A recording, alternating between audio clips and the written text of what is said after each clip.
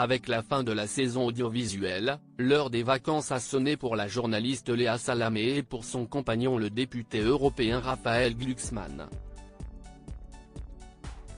Après avoir alterné entre la matinale de France Inter et son émission hebdomadaire diffusée sur France 2, la journaliste aspire à un repos bien mérité.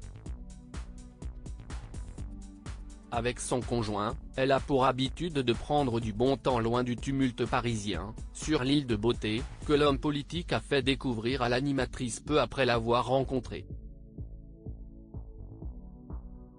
Là-bas, le couple dispose d'une maison familiale située dans un village du Cap Corse.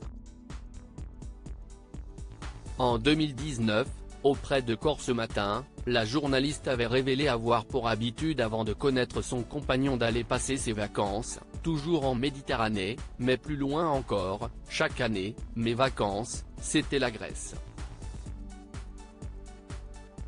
La Méditerranée est essentielle pour moi, s'y estime ma mère, notre Mare Nostrum. Quand je la regarde, que je m'y baigne, j'ai la sensation de me laver de tous mes soucis de l'année, avait-elle confié.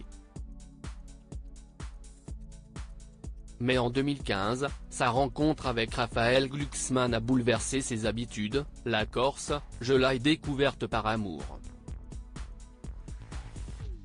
Dès nos premières rencontres, Raphaël m'a dit « Il faut que je t'emmène voir mon paradis », a-t-elle raconté, avant d'ajouter « Le choc a été immédiat, si est sans doute l'endroit le plus sublime et le mieux conservé de la Méditerranée. La minéralité, l'âpreté, la violence même, de la nature me désarçonne à chaque fois. » Sur la route de Marineca, nous nous arrêtons régulièrement, juste pour regarder en silence. Un horizon et un environnement qui assurent à la journaliste et son compagnon une déconnexion et un dépaysement de leur quotidien si mouvementé. Supérieur à été 2024, les destinations des stars pour les vacances de Raphaël Glucksmann à Nicolas Demorand, ces hommes qui ont marqué la vie de Léa Salamé, des vacances en famille sous le signe de la culture pour l'ancienne complice de Laurent Ruquier, les vacances sont aussi l'occasion de profiter des siens, notamment de son fils et de son concubin, mais aussi de se ressourcer culturellement. Auprès de nos confrères de Corse Matin, Léa Salamé avait également indiqué avoir suivi cette année-là avec son compagnon une cure de grands films. Ici, en ce moment, on regarde avec Raphaël tous les vieux classiques, Fritz Lang, Orson Welles.